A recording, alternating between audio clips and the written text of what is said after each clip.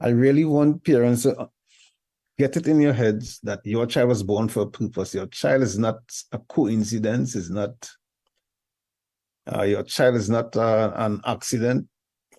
Maybe as parents of your child, you were doing whatever you were doing, having a good time, and after a party, and 9 months later, your child popped out. Maybe you weren't planning for your baby, but that child is here. And God has a purpose for the life of that child. And within the context of today's session, purpose can be described as something that someone was born to do or accomplish during their time on earth. And I want to put it to you that your child is not just another number. Your child was born for a specific purpose, a specific reason. And, when you think about that, when you dwell on this thought, it really gives you a whole different perspective of being a parent. No, that you now have to manage someone who was born for a specific purpose, a specific reason. Everything and everyone around us has a purpose. If you look around the room that you're sitting, okay, there are things hanging on the wall for a reason. There's a mat on the ground for a reason. There's a door in the wall for a reason so that people can come into the room. Everything around us has some particular reason for existing. Much more. If things around us has a reason for existing, much more for us as human beings, and much more for that precious human being that is called your child or your children. Okay, they were born to do something, accomplish something. Nobody should be seen as a nobody, and especially your child parents. And we want you to really think about this and consider it. So, as parent, you have to ensure that your child is aware that his or her life is not a coincidence. You want your child to know that. And if you have more than one, okay, you want all of your children to know that their lives are, it's not a coincidence. It's not, as they say in Jamaica, a buck up, but they were born for a particular reason.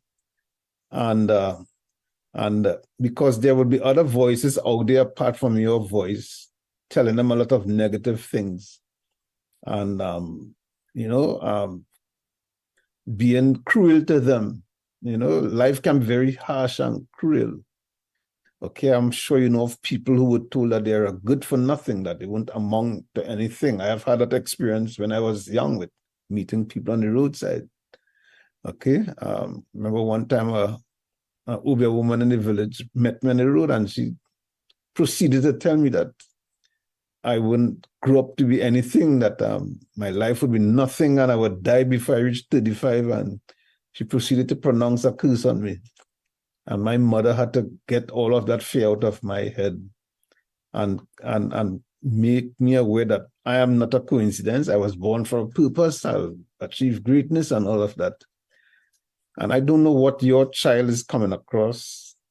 Maybe other students at school or neighbors or family members or situations in life might be sending a very negative message to your child. And you want to be a very aware parent. You want to be on the ball to make sure that your child is aware that his or her life is not a coincidence. So to me, the most important function of parenting is therefore to guide and facilitate the fulfillment of the God-ordained purpose for the lives of children. There are a lot of things we can do for our children. We can get their school fees paid. We can feed them. We can build a nice house for them to live in. Okay, but guess what? I know young people who have all of these things. Their parents live in a big, huge house.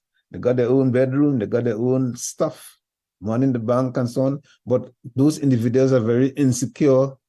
A lot of them commit suicide and have negative thoughts about themselves. They don't like their nose, don't like their skin color, don't like what they look like. Up to a couple of weeks ago, I was talking to one young lady. She didn't like her teeth. One beautiful girl. She didn't like her teeth, didn't like her face, didn't like nothing about her. Okay? So we can provide all of these material things, and our children are still not aware of the greatness that's inside of them and that they were born for a specific purpose. Okay, so while it's good, all well and good to provide all of the practical needs of our children, there's something even beyond that. And that is, there's a God-ordained purpose for the life of each and every one of these young people. And we want them to understand that and to be aware of that. The greatest tragedy in life is not death. You know, a lot of people are afraid of dying. Oh, I don't want to die. Nobody wants to die, but there's a greater tragedy. The greatest tragedy in life is to die without discovering and fulfilling your purpose. I don't care whether that child was, you know, there's a lot of cruel backgrounds to a child being born. There can be a lot, can be a rape case, can be somebody got pregnant while they were a teenager and this baby's born, or can be some other negative situation. But in the end, you got a child. You have a baby, and there's a purpose for each and every one of those children who we represent in this meeting today. And it is the greatest tragedy that can meet anyone is to die without discovering and fulfilling their purpose. And that's why one person who was a mentor to me would often say that the cemetery is the richest place you can ever pass by, because in there are books which were never written, songs which were never recorded, things which were never discovered because people died without fulfilling their purpose. And you do not want that to happen to your child. You want your child to grow up, become mature, and to fulfill their potential. And so as a parent, that's what we are after. We want to do all the normal things that parents will do, but we do not want to miss this one. You want your child to discover the purpose that they were born for. And that's why we want to participate for purpose. That's a theme for this evening. So how do we do that? Okay, there are several things we want to discuss with our children and make them to be aware of it. One of those things is the issue of time consciousness. Time consciousness. If you have a pen, you can write it down somewhere. Okay, you want to train your child to be time conscious. You want to train your child to be time conscious because life is very short. And it's within that short span of time that an individual is called or ordained to fulfill the purpose which has been ordained for their lives. I will be quoting some scriptures from the Bible. The first one is in a book in the Bible called Ecclesiastes 3, verse 1. It says, there is a time for everything and a season for every activity under the heavens. A time for everything and a season for every activity under the heavens. That's anything you can think of. Everything has its ordained time. A time to be born and a time to die, a time to plant and a time to uproot. Now let's jump over and go straight down to verse 11. It says, God has made everything beautiful in its time. So if it's not done in its time, it's not beautiful. But everything which is done in its ordained time is very beautiful.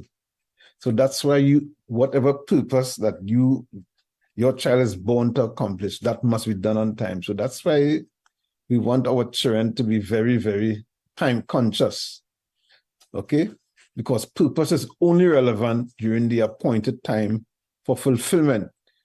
So you want your children to understand that wasted time can never be recovered. You can't get back yesterday. It is already gone. You cannot get back last weekend. It will never come back again. Okay? So you need to ensure that your child understands that his or her life is constituted of the amount of time that has been allocated for them. There's an allocation. Everybody is destined to live a certain amount of time. And within that time, you have to fulfill the purpose you were born for. Okay, so when children become time conscious, they'll always be on time. They wouldn't waste time because, listen, time is made up of years. Your life is made up of years. Years are made up of months. Months are made up of weeks. Weeks are made up of days. Days are made up of hours, which are made up of minutes, which are made up of seconds. So literally speaking, when you waste 5 minutes, you're wasting a portion of your life. When you waste a day, that's a day of your life that's practically been wasted. And you need to let your children understand that, because remember, they are going after purpose, and a purpose, someone who has accomplished purpose, they are very time conscious. So parent, we wanted to participate with purpose, or for purpose. Get your children to be very aware of time. That child who is always late, you need to correct that. Okay? If you always need to correct that in your life first, so you can be a good example to the child. Because purpose is only relevant during the appointed time for fulfillment. When we're talking about purpose, a purpose-driven child, they develop a sense of priority. This is a second issue which I want to place before you, or to put to you, a sense of priority. Because the world now is very distracting. To me, young people have to face more distractions than when I was a young man, when I was a teenager. The distractions that teenager and young adults have to deal with, 90% of those things, in my estimation, never existed in my time. And you have to be making choices and choosing what is more important, what I'm going to do next. You know, the world is very, very full of distractions and filled with many options. And you want to teach your child from an early age how to choose correctly and to develop a sense of priority, what is more important. Because a purpose-driven child will and must and should develop a strong sense of priority. What is important for now? And I want you to think about these things, because as you listen to me, think about your child or your children and ask yourself some questions. Is there a strong sense of priority being developed in my child or in my children? Okay, a developed sense of priority will indicate to that child which battles to fight. Okay, because you don't turn away from all battles in life. Parents, don't teach your children that there are some battles that they have to fight, but you have to choose which one, which moments to maximize, which opportunities to grab, which relationships are important than others, which skills development are important, which options are critical to their future. Okay, because at the end of the day, your life is the sum total of the decision which you have made in the past. That's what your life is. And you will not be around all the time, so you want to teach your children these things as soon as possible. Because also you don't know how long you will be with your children. Because, you know, life is very fickle. Okay, so you want your children to develop a sense of priority. I remember a couple years ago, some years ago, two young men got into a little, altercation, and I called them into my office because it took up a lot of time. And I put the situation before you. If you know you have to get at a certain place in 15 minutes. Well, first I asked them, why are you fighting? One guy said something negative about the other guy's mother. So he got upset. So I put the scenario before them. I said, okay, let's say you have to reach this place in 15 minutes. And when you get there, you're going to get a scholarship for a top-class university. Okay, and you only have 15 minutes to get there. The drive will take 15 minutes. The taxi will take 15 minutes to get down there. And on the way through the gate, this guy said the same thing about your mother. Would you forget about the scholarship and let us come and stop there and fight? Both of them said no. And I said, you see, in that situation, you wouldn't even bother with this fight because you have something more important to focus on. You'll just shake off the insult and keep going. And I told them, this is how you should manage your life. This fight that you were fighting is just nonsense. It's not worth your effort. It's not worth your energy. There'll be other things more important in the future to fight about, but not this. Because you wasted time. You had some assignments to do. You had things lined up, and all of that suffered because you did not have a developed sense of priority. I want you parents to talk to your children about that, because a lot of things will be popping up all the time. We adults have to deal with that as well. And you have to keep deciding what is more important. This can wait. This is not worth my time. I need to get this done. All right. So this is very important. And we want to have that type of ongoing interaction with our children. It's very important. We want to develop a purpose-driven child or children. We have to talk about self-control. Really, really, really important issue. We're talking about participation for purpose. You need to talk to your children about self-control. Awareness of purpose. When a child is purpose-driven and aware of there's a purpose for his or her life, it will inspire self-control. Other words for self-control are self-discipline or self-government. You need to manage yourself. Okay? A lot of people ended up in all sort of bad situation because they did not exercise self-control. You have to manage yourself in order to accomplish the purpose which God has ordained for your life. You want your children to understand that self-control has several benefits. It will empower children to judge when is the appropriate time for various activities. Okay, so a few years ago, I did a survey among some children to see how much time they spent just scrolling through the internet and, just spending time online. Okay, and when the hours that it worked out for, that's between Friday and Sunday. Many of those children were addicted and there was no hint of self-control among many of these kids when I looked at the survey sheet. And I had to talk to the parents about that. Nothing is wrong with surfing the internet and scrolling and doing these things. But there must be a cutoff time to apply yourself as something as to help out in the house, to learn some life skills, to do your homework, to do other things. But there was no self-control, no self-discipline, no saying, okay, it's time to stop that. There's nothing wrong with playing football and going and eat ice cream and going to watching TV. Let's look at watching TV. Okay, but if that's all that individual is doing for hours upon hours, they watch a whole series in one night on Netflix, then it tells you that there's a lack of self-control. Parents, we will not be around our children forever. Okay? But we want to teach them self-control or self-discipline or self-government.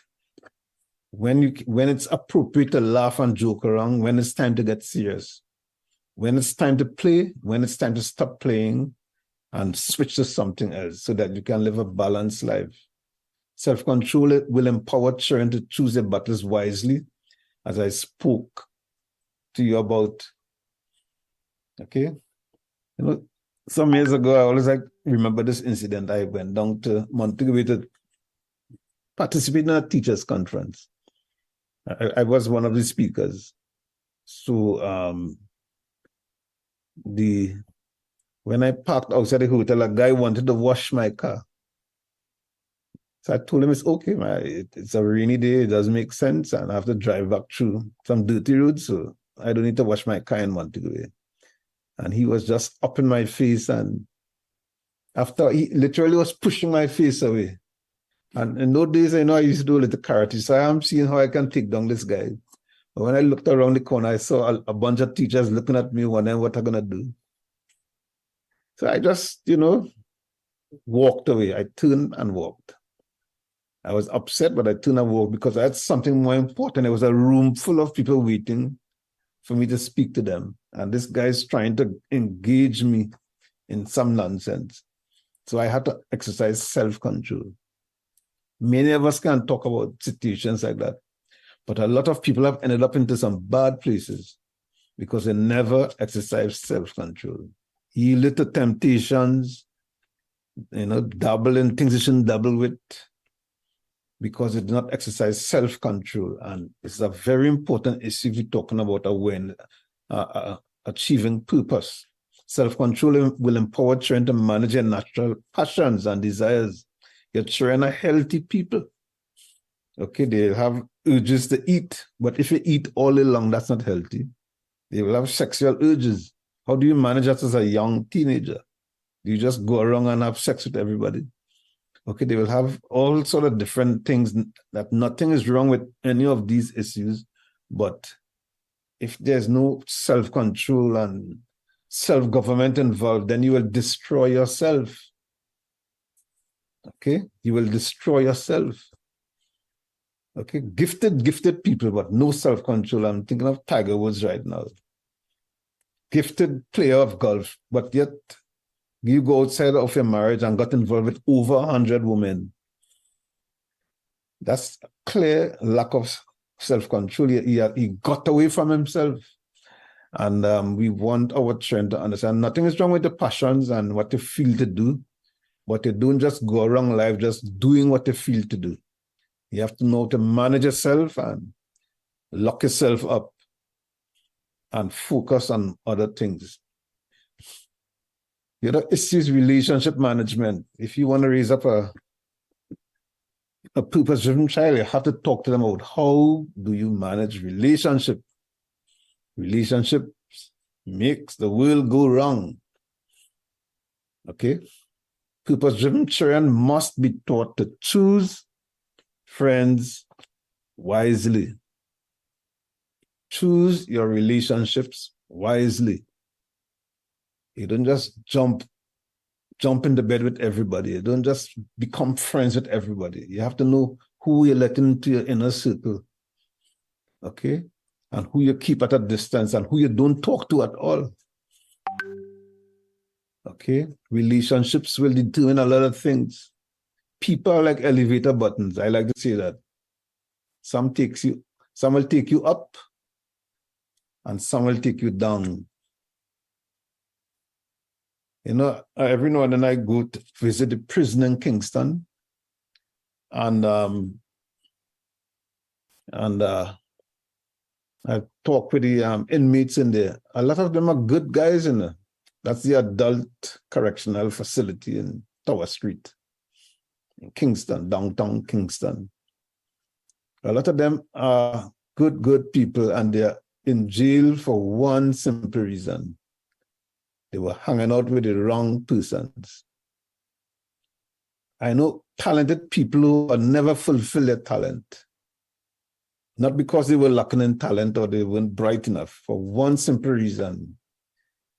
They had the wrong friends. They got married to the wrong person. They got into business with the wrong partner. People are like elevator buttons. And you want your children to learn that principle as soon as possible, parents.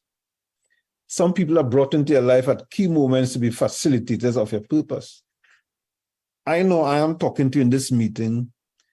It is directly linked to the woman who I got married to in 1995, who is still my wife today. Okay, and through a series of events and processes and all sorts of different things, after getting married to her, I am here today talking to you. Okay, and many of you may be able to track different things in that same way. Relationships can be the catalyst for you entering into your purpose. See, it's very important to get connected to the right people, and you want your children to learn that as early in life as possible, and not through a series of errors. You want them to learn that quickly. All right? Relationships can either nurture the purpose in your life or stifle and kill it. You get the wrong people involved in your life. It can either nurture that purpose. If you get the wrong people involved, it can stifle and kill it. The right people, it can nurture it and bring it to life. So this is something you want to discuss with your children all the time. The American businessman, Daniel Pena, he coined this famous statement, show me your friends and I'll show you your future. Show me your friends and I'll show you your future. If you want to get a glimpse into your teenage son's future, invite his friends to the house or go to the school or wherever they hang out and take a good look and observe. This was a very successful businessman. He's still an old man somewhere in America, 80 odd years. And he mentored a lot of people. And this is one of the things he would tell his mentees, show me your friends and I'll show you your future. And this is something I want to discuss with your children if they have to accomplish the purpose for their lives. Purpose is, to fulfill purpose, you need to look at the issue of engaging quality process. All of these are different elements or issues which will help you as a parent to participate with purpose. You have to look at the issue of engaging quality process. And we live in a world now where everybody wants everything overnight. Nobody wants to go through a process. Okay, we live in a world of social media. You have all of these 20-minute videos on some platforms, these 20-minute videos, and then it's on to the next video. Nobody wants to take time to engage, okay, and to spend time and muse and think about it. Everything must happen quickly, okay? You sit down in a meeting, you want to know when the guy will stop speaking, because the age we're living, everything must be quick, all right? And we want our children to appreciate process. Purpose-driven children should understand that destination determines process. I want you all to take note of that statement. Destination determines process. Okay? If I am going to New York from Kingston, I'm not going to take a bus. The process will have me buying a ticket and going on a plane. Or if I am in Kingston and I want to go to Montego Bay or Ocho Rios, then a bus might be a relevant process, a bus ride or a taxi ride. Okay, if I want to go up to the Blue Mountains and take a hike, all right, that's a different process. The destination determines the process. And how I dress and who I take with me and how I prepare. The destination determines process. If I'm going to the beach, I'm not going to the store and buy a three-piece suit and go to the beach with jacket and tie and a three-piece suit on and nice polished shoes and all of that. The destination determines the process. If I'm going to bed, I'm getting ready to go to bed. That's a different process altogether. And I'll be, I'm getting myself ready for bed, not for a wedding. So destination determines process. And you want your children to begin to, as early as possible, think about what's the destination I want to achieve in life? Where do I want to go? Okay. Teach your children to embrace boredom. And this is important because sometimes a process can be boring. For example, if you want to teach a child to be a responsible person, so you give them every morning at 7 o'clock, you feed the chickens or you wipe the car down or something like that. Okay, and you want them to stick to that task all the time. It's boring, but they are learning diligence. They're learning to be dependable. They're learning to be responsible. Okay, so when they do graduate out of high school and university, then they get a job. That is that character development which will help them to keep that job. It's not the academic qualification in them. You qualify for a job with your academic qualification, but you keep the job by the character which you have developed. So you want to teach a children to embrace a boring process. It's boring, yes, but keep at it. In today's world, a lot of people drop things because it's boring and they will not reach far. Keep doing the next right thing. Pay attention to this, what I call the snowball principle. You know, some of these big avalanches of snow that comes on a mountainside in those cold countries like Canada. A lot of those situations started because of a snowball. That great big avalanche that can cover down a whole village started with just a snowball doing one thing, turning over and over. That's just doing the same thing all the time, round and round. And every time it turns around, it's gathering more snow. Round and round, and it's getting bigger with every rotation. And before you know it, a whole pile of snow is coming down the mountain. But all that snowball did was just keep going round and round, nothing else. All right? And we want to teach our children that just come to school early every day. We reach on time every day. Do your homework every day. Reach on time every day. Do your homework every day. Reach on time, but you are developing momentum. You're building reputation. Tell the truth all the time.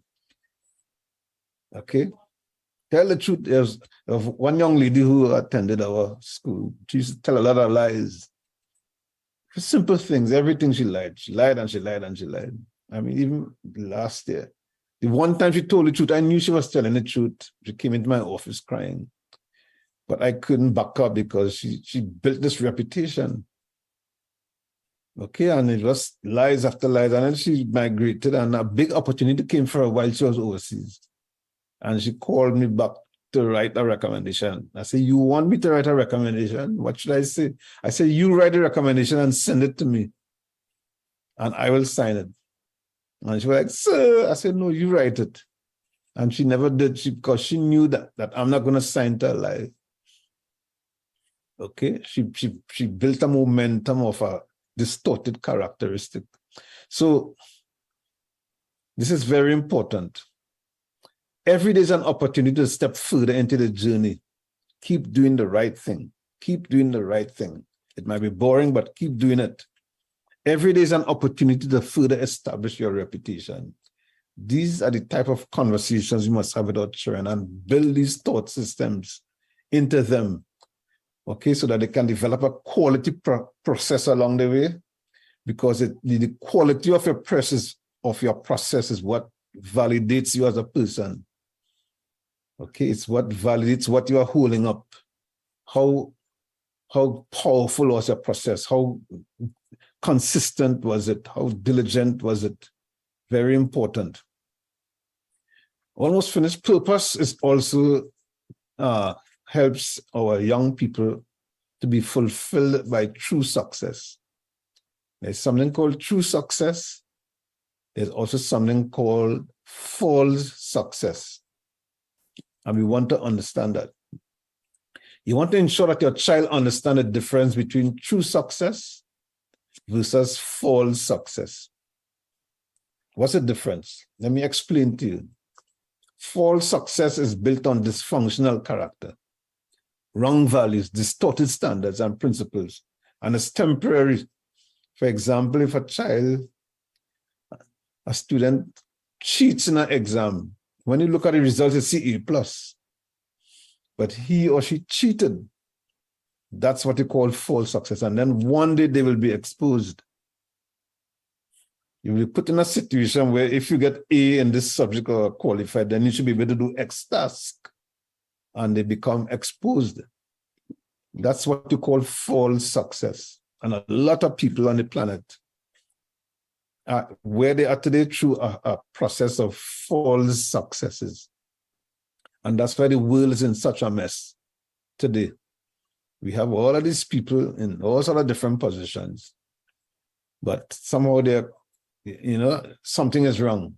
They preside over a lot of mess and chaos and confusion because there's something called false success built on dysfunctional character, wrong values, distorted standards and principles, and it's temporary. And we want to understand these things. But there's true success, and that's built on pristine values and upright character. And it will outlast any test that life throws at it, because life will come and test your success. It will be tested. And I want us to pull out something which our Lord Jesus, he gave a perspective of true success. He said in Luke 6:47, some of you may or may not be churchgoers, but Jesus still gave a lot of interesting wisdom, which we will do well to apply, whether you pray or not. Some of you may have an issue with Jesus, that's okay, but he was very wise. So let's listen to the wisdom he said. He said in Luke 6:47, I will show you what it's like when someone comes to me, listens to my teaching, and then follows it. So let's say his teaching represents pristine values and all of that. Okay, high standards. It is like a person building a house who digs deep. That's a lot of hard work. To dig deep will take a lot of diligence and perseverance and commitment. It's like a person building a house who digs deep and lays the foundation on solid rock.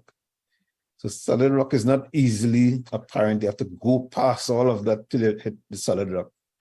When the floodwaters rise and break against that house, it stands firm because it is well built. This is what we're preparing our children for, parents.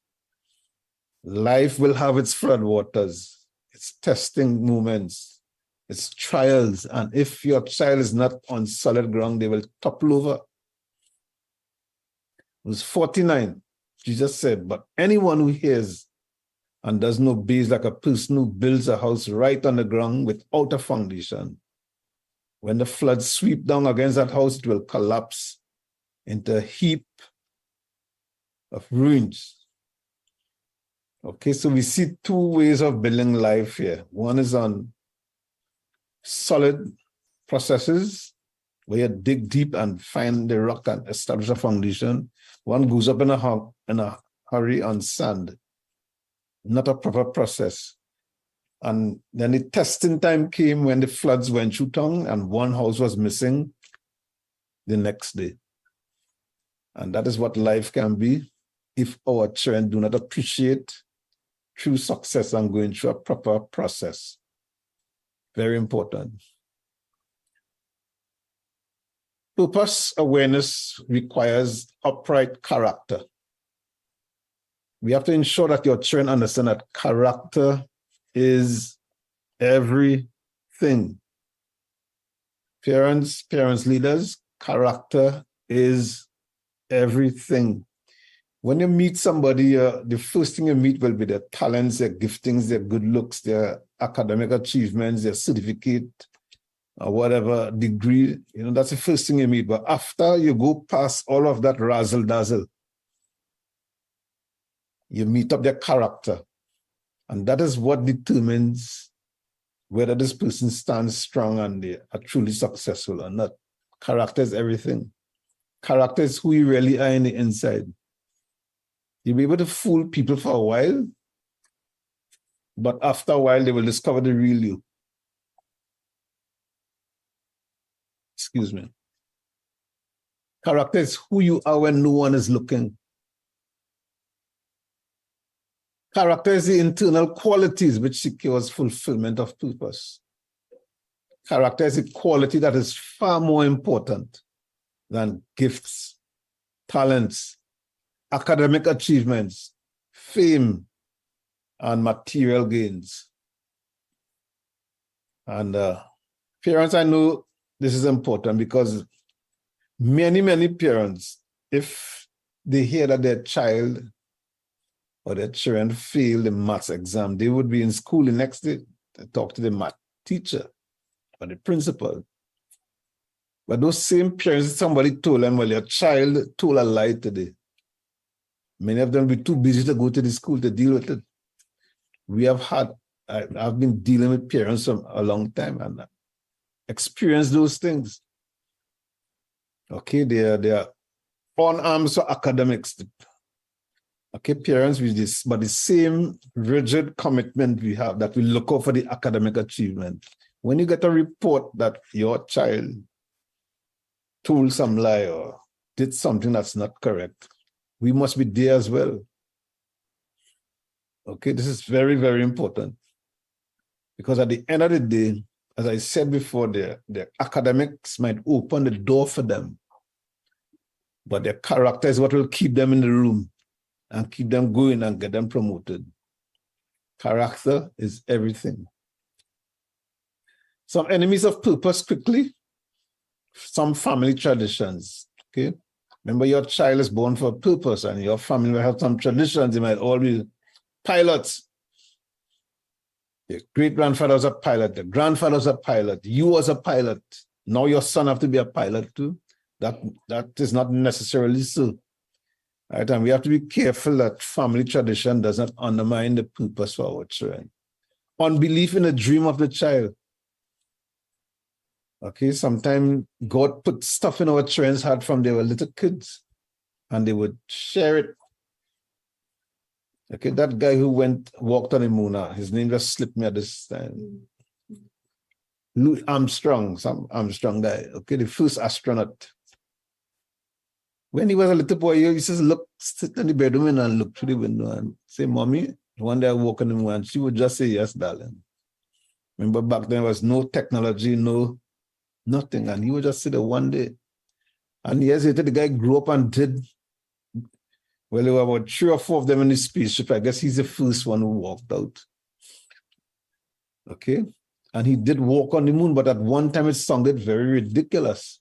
But we have to be very careful how we respond to the children. Parental ignorance of purpose. So sometimes we don't know. Okay, the leader of a country, Mr. Andrew Holness, he was somebody's little 5-year-old at one time. Okay, and now, based on what they have taught him, I can tell you there's a link, there's a big link to whatever they taught him as a child, to how he's running the country today. We just don't know what will happen in the lives of these children. So we have to be careful. Parents are tempted to live vicariously through children's life. Parents, if you're in this meeting and they do that, please stop.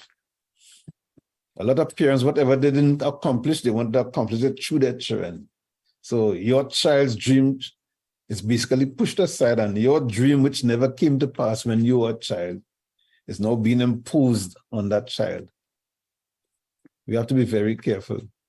Cultural expectations. Okay, and these are issues we can discuss, but we don't have time. But in your individual parental meetings or family meeting, you can look at it. Distorted values and character development.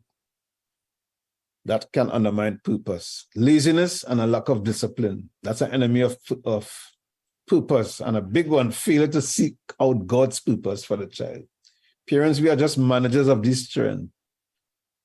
God is the owner of these children, and one day we'll have to stand before him, look at him in his divine eyes, and give an account of how we manage our children. Just a few parental tips in pursuing purpose. Ramp up the conversations with your child. Schedule time to listen and observe. Some of us don't talk to our children enough. Okay, some time ago, I led a team in an arrangement with the Ministry of Education. We went around every parish in Jamaica a few years ago. And we met with children who, the ministry was very concerned about these children. Okay, it was called Camp Triple C. All right, so we went to every single parish, and we met with these children, and we had a session with their parents, and all of these children had one complaint, which was common. They said, our parents are not listening. Our parents are not listening. And the parents will say, but we are listening. Okay, and I realized a lot of times in conversation, the parents would jump in before the children finish speaking, and we have to learn how to listen and let them talk. Sometimes it don't make sense, but still listen. We have to ramp up the conversations with our children, schedule time to listen and observe. Engage the other key persons in the child's life. Okay, and I'm seeing that especially to people like single parents or people whose relationship have run on hard times, and the father is there and the mother is there. For the sake of that child, you still have to find a way to collaborate with each other and get along so that the child will benefit. Okay, it's important because when people are not in the same ground, children they know how to manipulate that gap. They get a crack this small and they find a way to squeeze through it and get what they want. So all the key persons have to collaborate. Understand that the time to make that impact and impression on your child is not as much as it seems. 18 years will fly like that. 20 years fly like that. Before you can breathe out, 20 years is gone.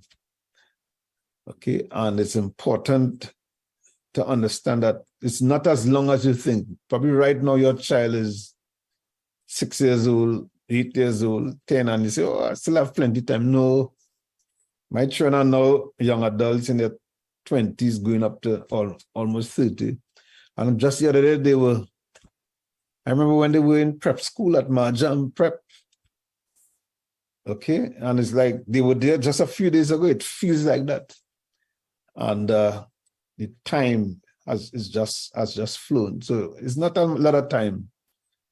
And the world is throwing a lot of things at them. So you make that impression and that impact as fast and as deep as you can. Get the fathers on board. Okay? Get the fathers on board. Very, very important. Get the fathers on board. I want you,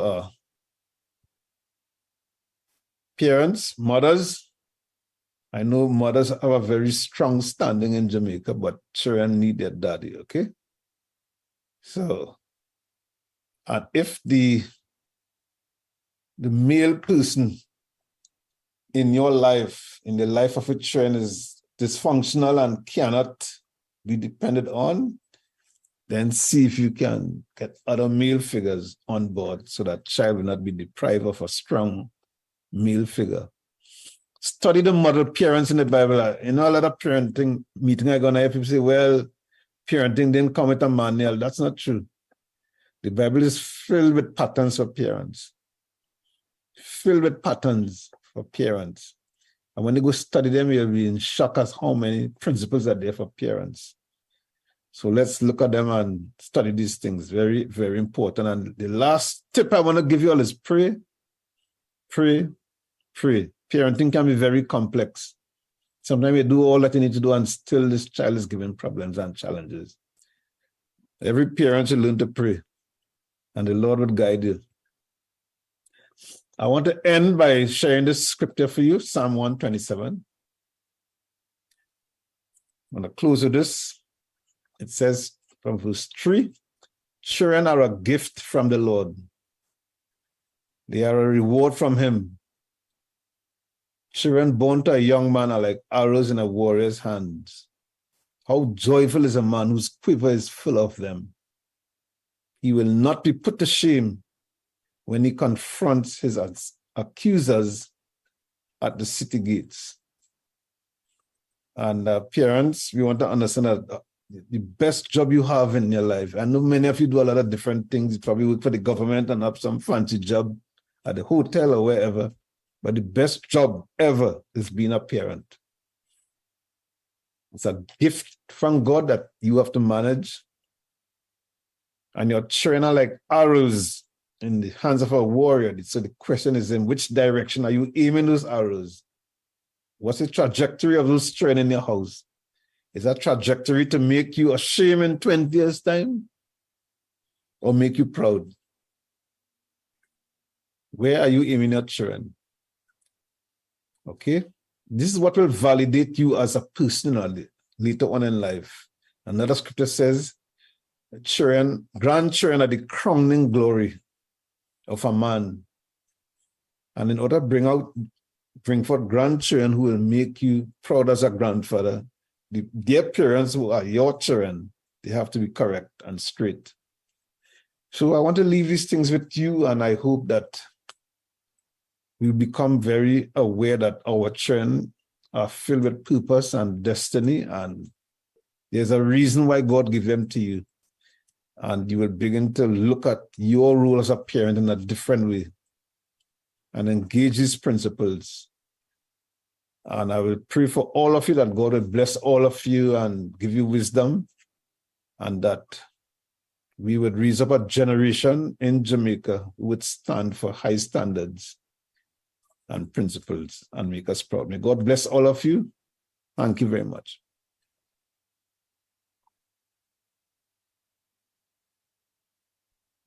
Thank you very much for that, Pastor Boyens. Ladies and gentlemen, a round of applause for Pastor Wesley Boyens as he wrapped up that wonderful presentation, on purpose.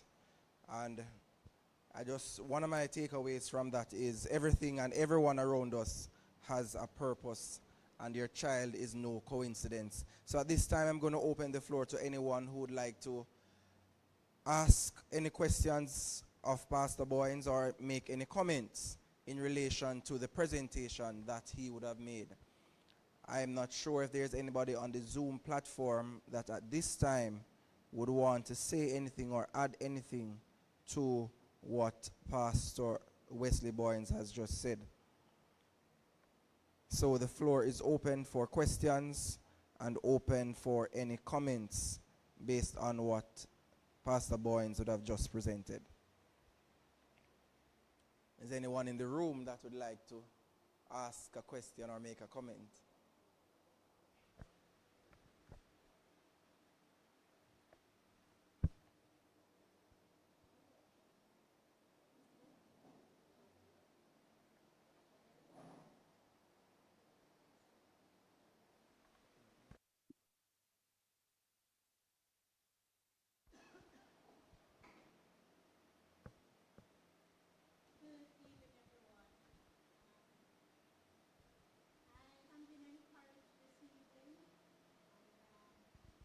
I'm not hearing the person if they are speaking.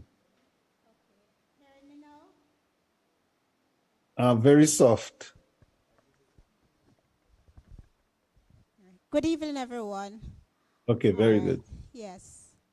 I am being encouraged this evening.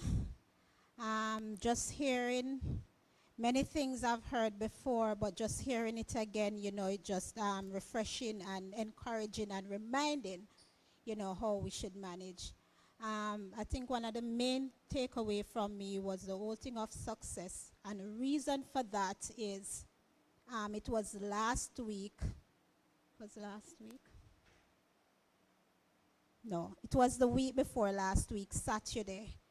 I was having devotion and family time with my son, and after he prayed, he was praying about success, and he always spoke about success.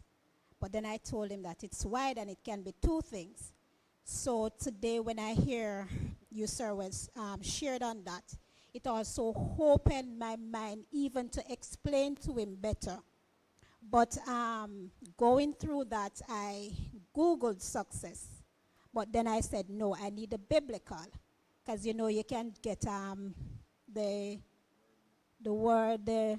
English meaning for success. And so I did that, and it was talking about the whole thing of obedience, and it led me also to the scripture and other scriptures. So just hearing this evening again, really encouraged me, but also give me a broader way to explain to him even more about, the whole thing of being successful. Because I was even sharing with him about the negative. I said, it can be negative success to where you have negative thief. Yeah, not negative thief, sorry, successful thief. And so, but at the end of the day, they won't work out. So just hearing even when you put versus good success versus the false success. So I was really encouraged by that. Thank you very much. And again, Pastor Boyens, thank you very much for that. I don't know if you have a response to the comment that she would have made a while ago. Very good comment. I don't have much to say. Excellent.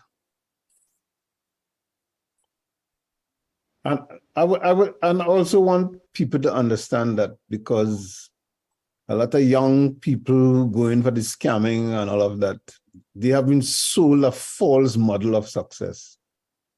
Okay? Scam, rip off people, and I'll be successful. And that's not true success. So I think this is a very important conversation which the parent had there with her son. I think somebody online has their hands up, Mr. Watson.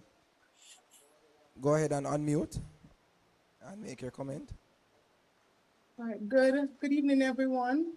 What I took away was especially the fact that he mentioned that we have to train our children to embrace boredom. And I looked at it and I said, in this time, there are so many things to get your child entertained and energized and occupied. But if we're going to arrive at a destination, there is a process. And sometimes the process is not exciting, it's routine, and it's boredom, but it teaches your child responsibility and discipline. And that's something that I took away very importantly, that I have to ensure that my child become routine in a specific area. You have to do this, even if it becomes boredom, because at the end of the day, it develops in you a system of responsibility and discipline. Yeah, very, very important. Okay, because most valid process, I mean, even the planters in the countryside will tell you anything that grew up too quickly is prone to diseases. Okay, but the things that take long to grow and have to clean around and water and go through a long process, you know, those are the big strong trees and they bear beautiful fruits. Okay, so this is very important. Today's world is training our children differently. Everything must be overnight, quick, fast. Okay, and anything that takes a little while is pushed aside, and it's producing a lot of flakiness and chaos in the society. So let's teach our children patience and to stick with the commitment and wait until it produces the results.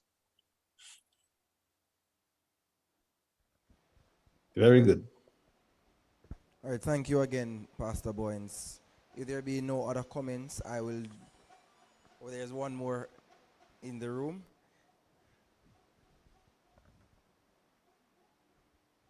Good evening, everyone. I am grateful for the session this evening, but as Mrs. Williams said, when Pastor Boyens mentioned about boredom, I have been talking to my son about it because I've heard you say that before. But what stood out very strong in my mind was when you mentioned the snowball principle. And just thinking of it, doing the same thing over and over, and the impact an avalanche can have coming from a snowball size. And so that's something that I am pondering, and something for me to discuss with him as well, because he likes to watch these things on YouTube, you know, the History Channel and the Nature Channel and the Geographic Channel. So it's something now that I get to engage him in, to get him to understand that boredom is not a bad thing if you are doing the right principle over and over. Excellent. Very good. There's another hand up. I don't know if you have time, Patrice. Go ahead, Patrice.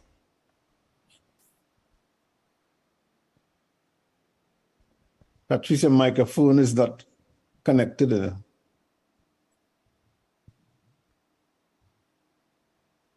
You need to connect your audio.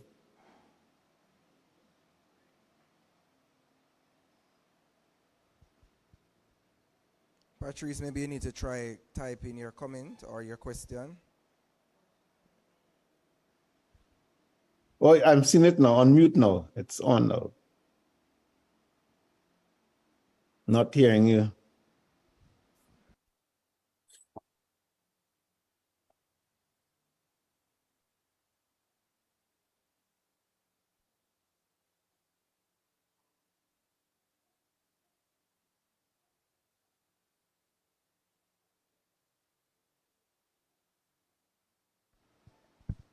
Are you hearing me now? Yes, yes. All right, thank you. All right, I love to storm these meetings, honestly, because I think today was a refresher. Not really having what you would say now, a child in the high school, but it's like a pre, that's what you call pre-college or something like that. It's sixth form. But a grandmother, and so I really like to hear these refreshers because it helps. It helps to really still encourage and talk to them about the things that Mr. Boynes would have said just now. And I think my takeaway, because when you realize that, especially when some of the schools are not value-based schools, it's the hype of where he mentioned true success and false success. And sometimes you find when some of the schools are not really a value-based schools, they try to put up front the false success, meaning that they will hype, especially when your child or children is engaged in certain things. Like, say for instance, they play on the basketball team. You will find that they're promoting and they big you up in that way. But when it comes on to like maybe values and the standards that are set, you don't see them doing that. You don't see them, you know, like promoting it. So I'm really encouraged just to go back to when I have my family meeting, myself and my husband, into telling our grandchild or grandson that, listen, there are false success out there and there are true success out there. The one sometimes that some schools promote is the false one, because they put up these things up front to say, yes, yes, you can go, you can get. But at the end of the day, the character, the values is not built. And we would have been learning, or we would have learned, if it's not built, it does not exist. So that's my takeaway today. Thank you. Very good. Very, very good. You know, Patrice's comment, Mr. Watson, that's reminding me of years ago when I was JISA president, we had a sports meeting in Kingston. And I was talking to the coaches. I met with the coaches. And a coach came up to me after and told me that he was a coach of a very famous Jamaican footballer when he was at the primary school level. And this young man, he had problems with authority back then. So he, as a coach, decided, you know what? Yes, he was the best football player on the team. He was a top goal scorer. And he decided that you're going to miss a few games because of your behavior. And he got no backing from the parent body or the school administration, because this was like a semi-final game, around the semi-finals. So there was a back and forth, and they eventually reached a so-called compromise, and they allowed the young man to play just the last 15 minutes of the game. When he came in, of course, his team was behind and he scored a truckload of goals. So the coach looked like an idiot. That young man went on to play for the national team and gave the coach a lot of problems. Well documented in Jamaican football records. And he said if the administration and the parent body had backed him up when this boy was just 8, 9, 10 years old, he thought he would have grown up differently, but they were so excited about his talent that nobody thought about his character development. Okay, so I'm sharing that to encourage all of the PTA presidents who are here, principals, whoever, coach, whoever, I don't know who else is in this meeting. You know, those talents which come through our schools, let us make sure that we manage them properly, because people cannot play sports forever or all of these things. That talented footballer or musician or dancer, they will get married to somebody. They'll become a parent, they'll have to deal with issues, and people have to deal with the human side of them, not just their talent. And we want to make sure that we will be proud to say that person was a graduate of our school, or is a graduate of our school. Let's pay attention to their character development. Thank you, Patrice. Thank you again, Pastor Boyens. At this time, I invite back to this platform Mrs. Vanessa Peak, our National Parent Liaison for JISA and Principal here at Northgate High School.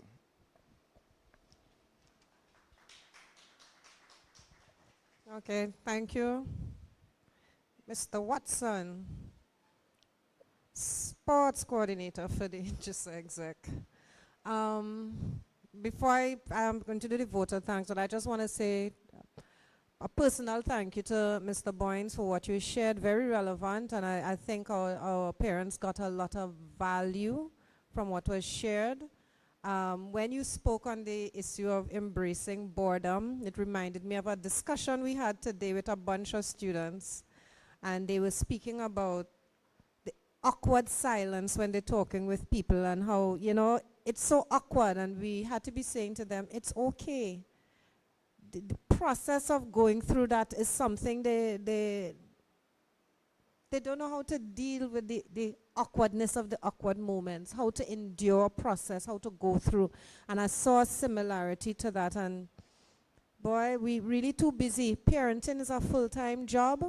So while we're still doing the jobs for the world and bringing the money, we really need to make the time to have the conversations and to engage our children in processes that would allow them to fulfill their process.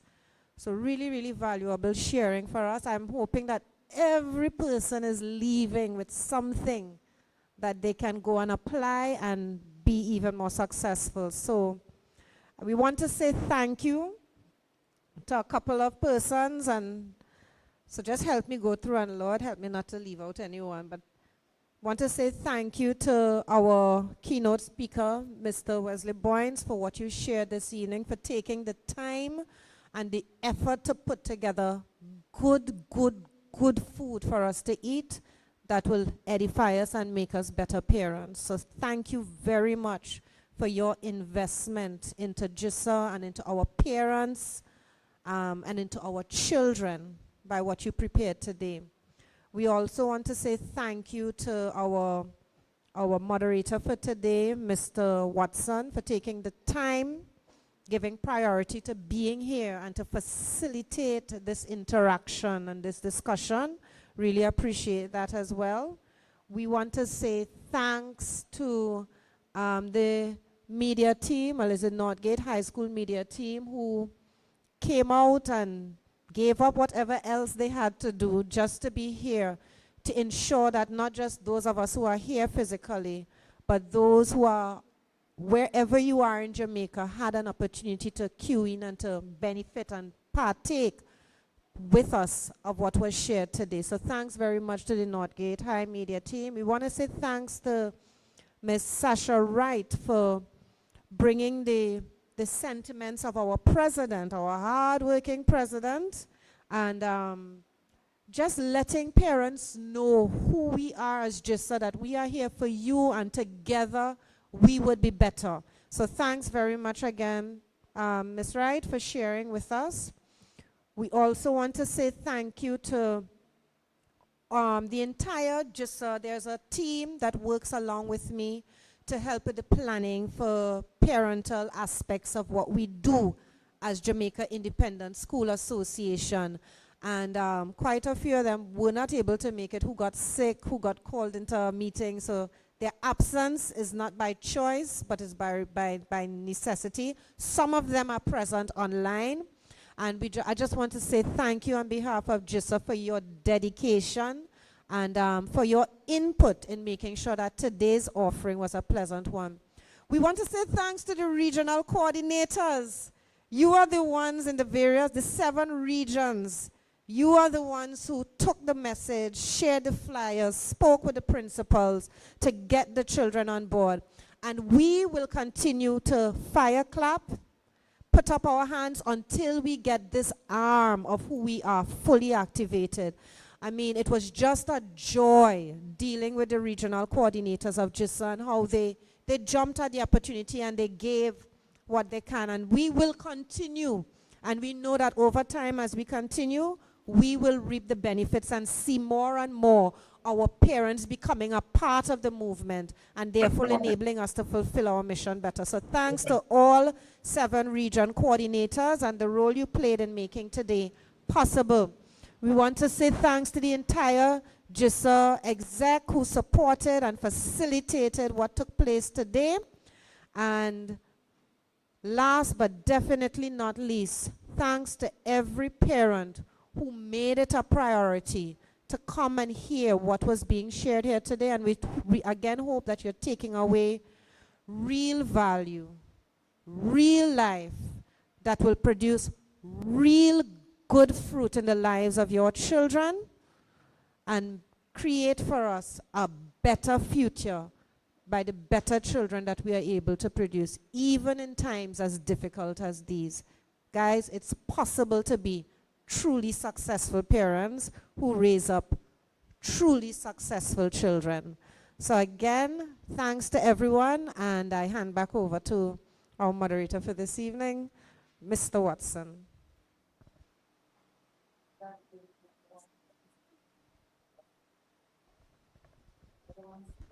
Ladies and gentlemen, it has been a pleasure sharing with you, being with you in this event this evening, and at this time I want to wish you all a wonderful afternoon. For those of us who will be traveling, I wish you safe journeys. Go with God, and as Pastor Wesley Boyne said, pray, pray, pray. Good afternoon, ladies and gentlemen.